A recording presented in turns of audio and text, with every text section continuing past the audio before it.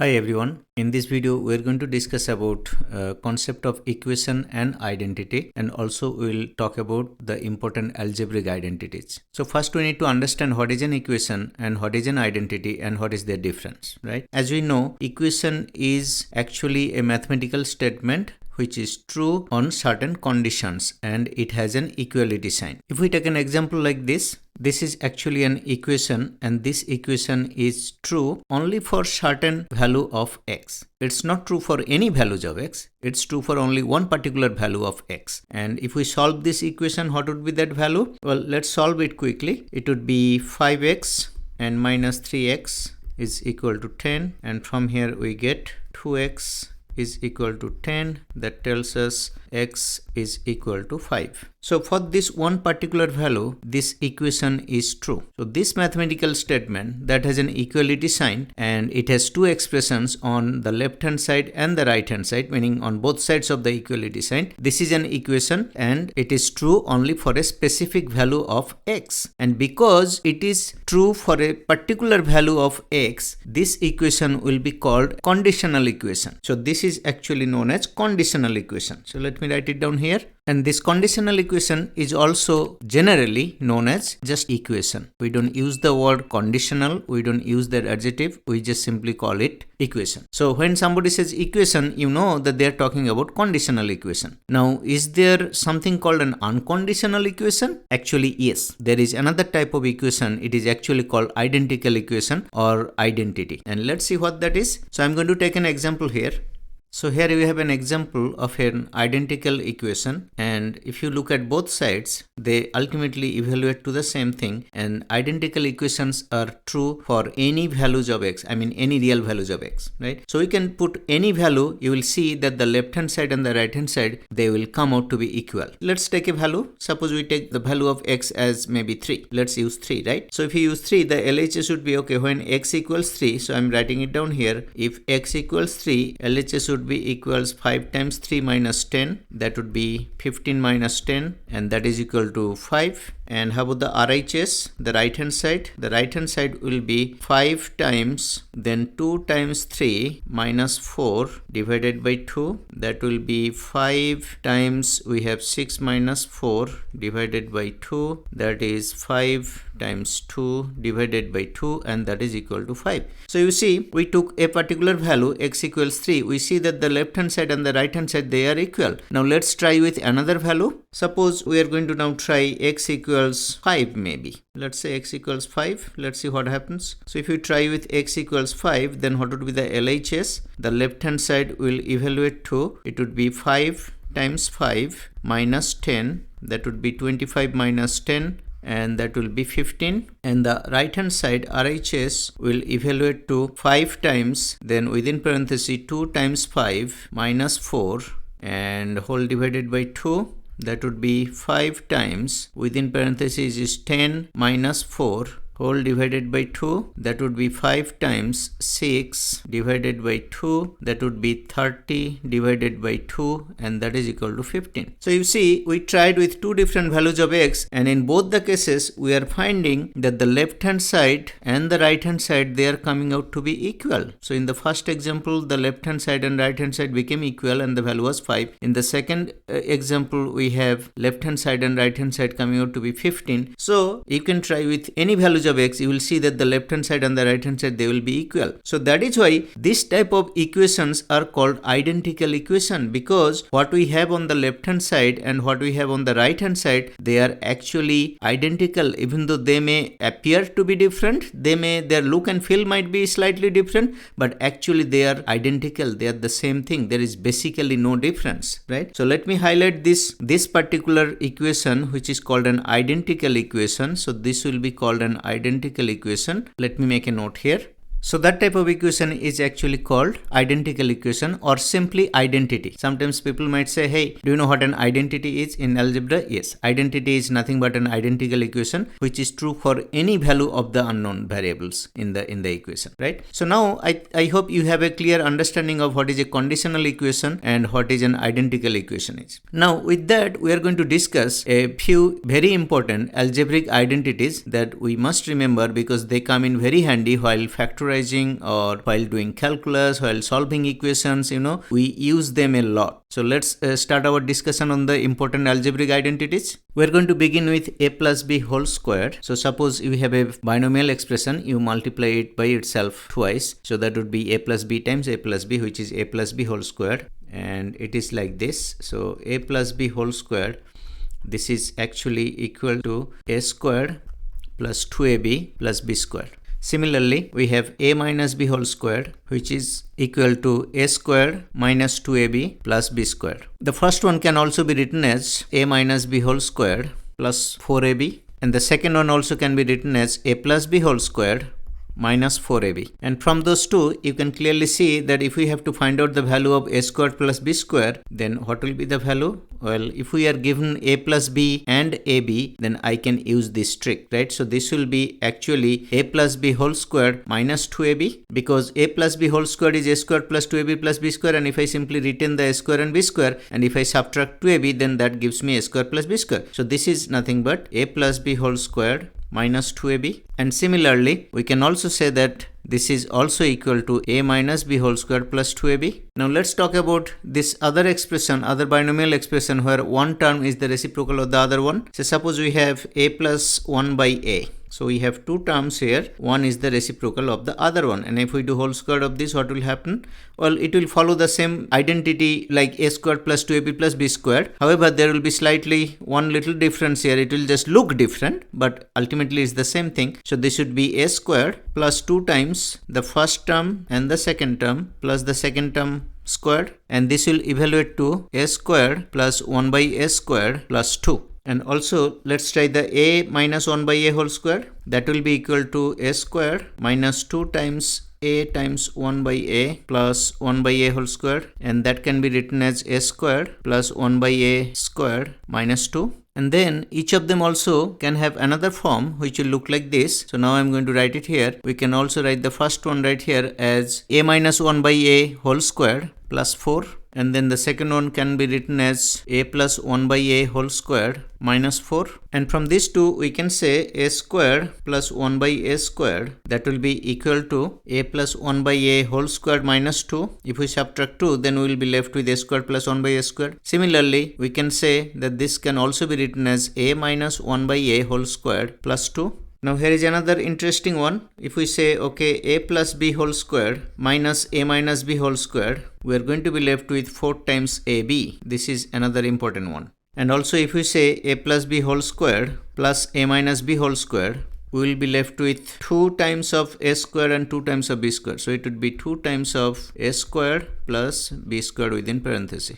Now here comes another very important one. This is called a plus b times a minus b, or we can even say a squared minus b squared can be factorized like this, that a plus b times a minus b. It is called the difference of two squares, a square minus b square. That's a difference of two squares, and that can be written as a plus b times a minus b. This is very important. It is very useful and it is used a lot. And similarly, if we say, okay, can we factorize this a minus b? Kind of looks crazy or sounds crazy, right? But yes, we can factorize it. Can we factorize a minus b? Well, yes, of course we can, because a can be written as square root of a whole squared, and similarly b can be written as square root of b whole squared. So now you see we have this form, difference of two squares, a square minus b square, right? So you can say, okay, so this will become a plus b, which is like this, and then times the difference of them. Next we are going to learn another interesting one, which is a trinomial, the square of a trinomial. That's going to look like this. If we say, a plus b plus c whole squared,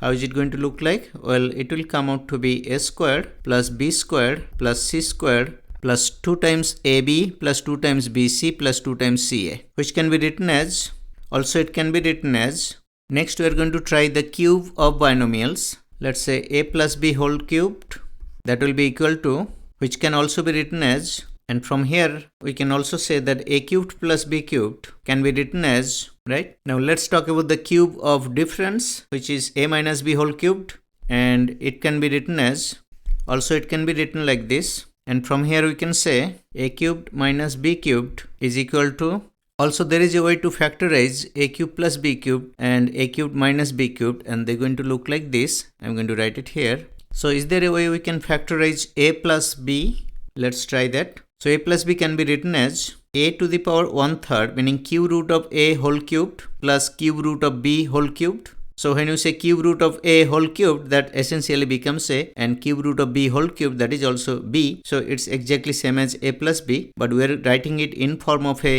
something cubed plus another cubed. So sum of two cubes. That is how we are writing it, and from there we can clearly say, okay, this will be a product of two factors, a plus b times a square minus ab plus b square. So in this case it will be, think about it, it looks like a plus b times a square minus ab plus b square. And similarly we can do similar thing with a minus b also, which can be written as difference of two cubes like this, cube root of a whole cubed minus cube root of b whole cubed. So that's again like a cubed minus b cubed, and that can be written as like that. And next we are going to talk about a few more identities. Now we are going to see the cube of a trinomial like a plus b plus c whole cubed, and that can be written as. And next we are going to see another interesting identity, which is the fourth power of two variables like a to the power 4 minus b to the power 4, the difference of fourth power of two variables, right? So let's write it like this. Suppose we have a to the power 4 minus b to the power 4, and this can be factorized like this. It will actually come out to be a plus b times a minus b times a square plus b square, which can also be written as, and also it can be written as. Next we are going to look at another interesting one. Say suppose we have a to the power 4 plus 4 times b to the power 4, and this can be factored into, and then there is another one that is also very interesting. Let's take a look at that. And there is another one which is like this, and it can be written as product of two factors like this, and all of them are algebraic identities. If you try to simplify them, you will see that both the left hand side and the right hand side, they will appear same, they will appear equal. You can try yourself, they all will come out to be exactly identical between the left hand side and the right hand side. So that is why they are called algebraic identities. Now we're going to look at another very important identity here. Let's talk about that. So it can be written like this, that a cubed plus b cubed plus c cubed minus 3abc is equal to the product of these two factors, right? Now let's focus on this second factor, which is a squared plus b squared plus c squared minus ab minus bc minus ca. Let's see what we can do from there, right? So now I'm going to take that particular factor, which is a squared plus b squared plus c squared minus ab minus bc minus ca. Can we write it like this? I'm going to multiply 2 with each of the terms, and then I'm going to also divide by 2. So now this is what I'm going to do. So this becomes 2a squared. So I'm multiplying each term by 2, and I have already divided by 2. So 2a squared plus 2b squared plus 2c squared minus 2ab minus 2bc and minus 2ca. And if we rearrange this a little bit, so this is going to look like, we can say, okay, we can take one a squared and one b squared and write it like this, a squared plus b squared minus 2ab, and then we can take another b squared and a c squared and minus 2bc, and also we can take a c squared and an a squared minus 2ca. And now if you think about it, each of these combination of three terms right here, they are nothing but whole square of like a minus b whole squared or b minus c whole squared or c minus a whole squared. So now I'm going to write it like this. So this can be written as half of a minus b whole squared plus b minus c whole squared plus c minus a whole squared. So now you see that we have been able to write this particular expression, the one that I am highlighting in a green box. This one expression has been written as sum of three squares, or half of the sum of three squares. Now you know that one very interesting property of real number, that the square of a real number is always greater than or equal to 0. So that means I can say that, hey, this square a minus b whole square, that is going to be greater than or equal to 0. Similarly, this is also going to be greater than or equal to 0, b minus c whole square, and similarly c minus a whole square also going to be greater than or equal to 0. That means this entire expression is going to be greater than or equal to 0. If you think about it, that each individual terms inside the third bracket, that each of them are greater than or equal to 0, that means their sum would be greater than or equal to 0. Well, then half of that sum will also be greater than or equal to 0. So we can actually say that this is greater than or equal to 0. I'm writing up there, so that is greater than or equal to 0. That is a very important property we need to remember. Now if we take a situation where a cubed plus b cubed plus c cubed minus 3 times abc is equal to 0. If we take this situation here, then what's going to happen? Well, let's see. So we can write it as the left hand side is clearly a product of two factors like this, right? And then from here you see if the product of two factors is equal to 0, then each of the factors could be 0. So in that case we can say, okay, then either a plus b plus c equals 0. So from here we get two conditions, right? We say, okay, then we can say a plus b plus c can be 0, or the other factor could be 0, or this one could be 0. Now if you think about it, if you think about the second factor, which is that a minus b whole squared plus b minus c whole squared plus c minus a whole squared, if that factor has to be equal to 0, then what does that mean? It is actually sum of the squares of three real numbers, right? So this is one real number right here, and another real number right here, and another real number right here, and this is the sum of their square.